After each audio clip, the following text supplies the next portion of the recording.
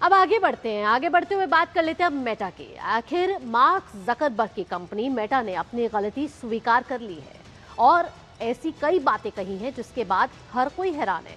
Meta ने सरकार के सामने माना है कि सोशल मीडिया पर कंटेंट के मामले में उससे बड़ी बड़ी गलतियां हुई, जैसे बाल यौन शोषण सामग्री जिसको CSAM, डीप फेक कंटेंट और प्लेटफॉर्म चलाने के मामले में चूक हुई है। अभी हाल ही में आपको बता दें कि IT से जुड़ी संसदीय स्थायी समिति ने मेटा के स्वामित्व वाले इंस्टाग्राम और फेसबुक से प्रधानमंत्री मोदी का एक वीडियो कुछ समय के लिए हटाए जाने के लिए माफी मांगी थी। तो मेटा ने अपनी गलती स्वीकार करी है। आपको बता दें कि बीते कुछ हफ्ते पहले जब छात्रों का आंदोलन जंतर मंतर पर चल रहा था, तब प्रधानमंत्री नरेंद्र मोदी ने इंस्टाग्राम के जरिए एक वीडियो संदेश जारी किया था देश के नाम, जहां फेसबुक से वो 5 से 6 घंटे तक वो वीडियो नहीं मौजूद था, उसको डिलीट कर दिया गया था। हालांकि मेटा ने बोला कि इसमें कोई तकनीकी खराबी आई थी, जिसके बाद संसदीय समिति ने मेटा, गूगल, एक्स, स्नैपचैट और अदर सोशल मीडिया प्लेटफॉर्म के प्रतिनिधियों को समन भेजा था, तलब किया था और जिसके बाद संसद परिसर में संसदीय समिति की एक बैठक हुई थी। उसके बाद IT मंत्रालय में भी एक कल बैठक हुई है और मेटा से सवाल पूछे गए हैं। ये सवाल सिर्फ प्रधानमंत्री नरेंद्र मोदी की वीडियो हटाए जाने से जुड़ा एक बड़ा मामला जरूर है, लेकिन इससे भी आगे एक और जो ये कड़ियां जोड़ रहा है वो गलतियों की, वो है बाल यौन शोषण से जुड़ा हुआ, महिलाओं की सुरक्षा से जुड़ा हुआ। हमने देखा था कि ऐसी कुछ सामग्री फेसबुक पर है जिसको लेकर जो हमारे भारत के IT नियम है उसका कहीं ना कहीं उल्लंघन हो रहा है। तो सोशल मीडिया पर जो बाल यौन शोषण सामग्री है उसको लेकर भी मेटा से सवाल जवाब किए गए हैं और मेटा ने कुछ ऐसी गलतियों को स्वीकार किया है जिसमें उन्होंने माना है कि उनसे गलती हुई है। तो मेटा ने कहा है कि माफ करिए, हमसे गलती हुई है। आइए अब आपको तथ्यों और आंकड़ों के जरिए बताते हैं, साथ ही फैक्ट्स के जरिए आपको बताएंगे कि आखिरकार मेटा ने क्या कहा है। मेटा ने अपनी गलती स्वीकारी है।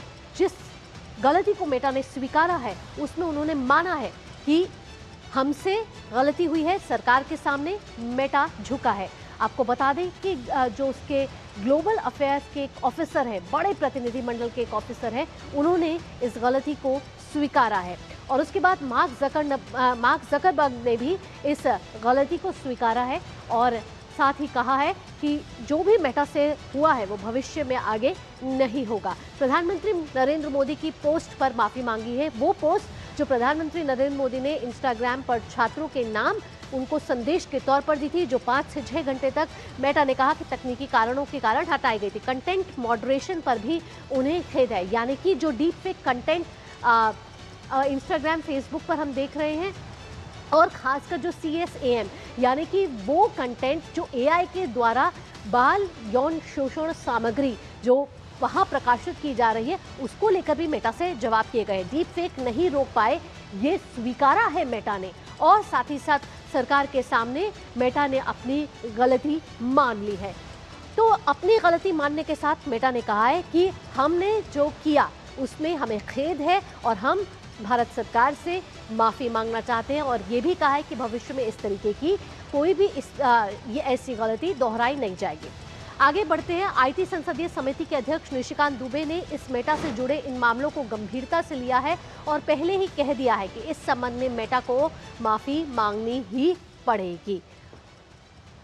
तो हम लगातार देख रहे हैं कि भारत सरकार गंभीर है। जिस तरीके से सोशल मीडिया प्लेटफॉर्म पर जो सामग्री प्रकाशित की जा रही है उसको लेकर भारत सरकार ने अपनी कड़ी प्रतिक्रिया दी है। निशिकांत दुबे ने यहाँ क्या कुछ कहा है, आइए आपको सुनवाते हैं। हमारी कमेटी ने जो परसों बैठक ली थी, उस बैठक में हमारी कमेटी ने पत्र लिखा है मिनिस्ट्री ऑफ IT को और मिनिस्ट्री ऑफ होम अफेयर्स को कि प्रधानमंत्री जी का जो वीडियो उन्होंने डिलीट किया वो इंटरमीडियरी का काम नहीं है, वो पब्लिशर का काम है। अब जितने गाली गलौज, मार पीट, उल्टे सीधे चीजें सोशल मीडिया प्लेटफॉर्म पर आती हैं, जिस किसी के खिलाफ। और राज्यसभा की कार्रवाई का रुख करेंगे, जहां संसदीय कार्य मंत्री किरण रिजिजू संबोधन दे रहे हैं।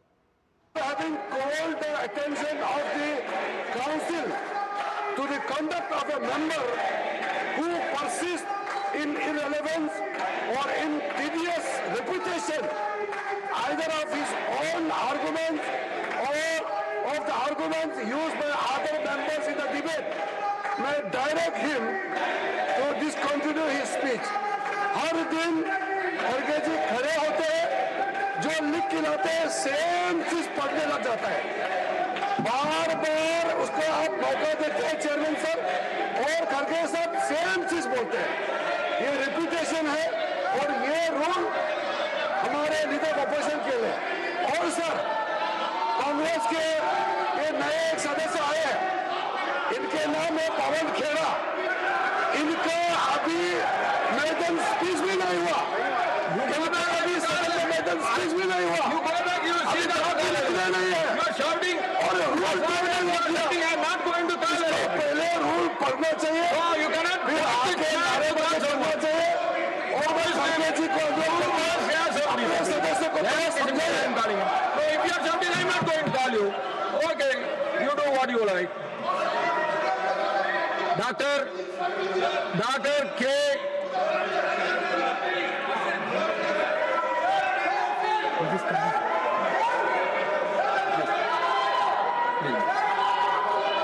धन्यवाद। Unless you go back to your seat, I'm not going to call him. धन्यवाद I have called you, सभापति you महोदय। please go back to seat. मैं आज इस सदन के माध्यम से देश भर के करोड़ों बंजारा समाज की बहनों के Let him complete his एक calling. महत्वपूर्ण विषय को उठाना चाहता हूँ। You cannot run the house. You should not. You cannot run the house. You cannot आध्यात्मिक dictate the desk for the chair. और मानवता के उपासक थे। उन्होंने अपना समर्पण जीवन गरीबों, वंचित तो संसद के मानसून सत्र का आज 14वां दिन है। आपको बता दें कि संसद के मानसून सत्र का ये तीसरा हफ्ता चल रहा है। लोकसभा की कार्यवाही लगातार बाधित हो रही है, राज्यसभा की कार्यवाही इस समय चल रही है, लेकिन विपक्ष का हंगामा लगातार जारी है। संसदीय कार्य मंत्री किरण रिजिजू ने रूल बुक के हिसाब से बताया, जानकारी दी, लेकिन राज्यसभा के सभापति लगातार ये अपील कर रहे हैं विपक्ष से कि लोकतांत्रिक प्रक्रिया के तहत चर्चा को चलने दें, सदन की कार्यवाही को आगे बढ़ाएं। लेकिन हमने देखा कि लोकसभा की कार्यवाही आज फिर बाधित हुई विपक्ष के हंगामे के चलते, और 11 बजे जब सदन की कार्यवाही हुई तो 2 बजे तक के लिए वे स्थगित कर दी गई है।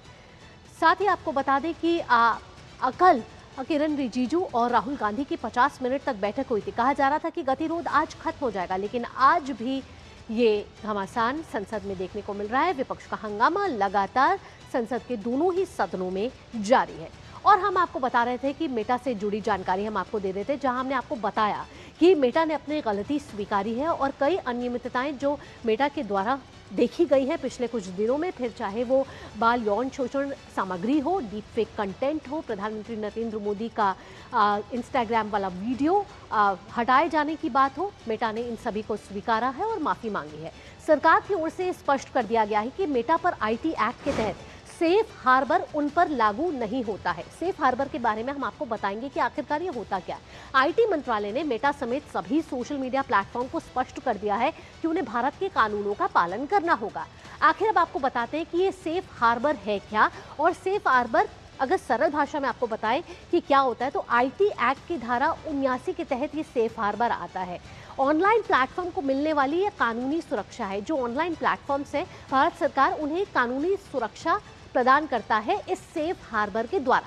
यूजर के पोस्ट के लिए कंपनी सीधे जिम्मेदार नहीं होती, यानी कि जो भी यूजर्स अपना पोस्ट डाल रहे हैं उसके लिए कंपनी का उससे सीधा कोई नाता नहीं है। सुरक्षा नियमों का पालन करने पर कानूनी सुरक्षा उन्हें प्रदान की जाती है। कानून का उल्लंघन होने पर यह सुरक्षा खत्म हो जाती है। और क्या मेटा ने इन कानून का उल्लंघन किया है, ये देखने वाली बात है। नियमों के उल्लंघन पर संरक्षण हटाने का अधिकार भारत सरकार के पास है। तो हमने साफ तौर पर देखा कि सेफ हार्बर क्या है, और ये सुरक्षा है जो सोशल मीडिया प्लेटफॉर्म को दी जाती है।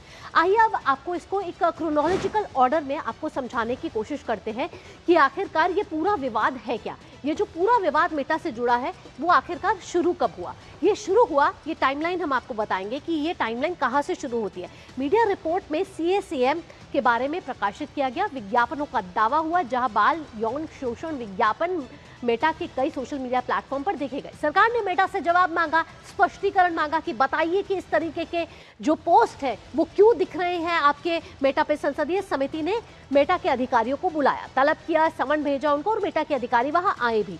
पीएम का वीडियो पोस्ट हटाने पर उनसे सवाल पूछा गया कि आखिरकार जो पीएम ने वीडियो पोस्ट किया था, देश के प्रधानमंत्री, दुनिया के सबसे बड़े लोकतंत्र के प्रधानमंत्री, भारत के प्रधानमंत्री, उनका वीडियो आखिरकार डिलीट कैसे हो गया। जोएल कैपलन ने माफी मांगी है। ये मेटा के बहुत सीनियर अधिकारी हैं जिन्होंने बोला है कि हाँ, हमसे गलती हुई है। मेटा ने संचालन की कमियां मानी है। हाँ, संचालन में भी कहीं ना कहीं कमियां हुई हैं और धारा 79 पर चेतावनी दी गई है। यानी कि जो धारा 79 आईटी एक्ट की धारा 79 जो सेफ हार्बर के बारे में कहती है, जहां इन्हें कानूनी सुरक्षा दी जाती है इस आईटी नियम के तहत। लेकिन अगर इस कानूनी सुरक्षा का उल्लंघन होता है तो भारत सरकार फिर इस पे गंभीरता दिखाती है और ये कानूनी सुरक्षा इनसे हटाई भी जा सकती है।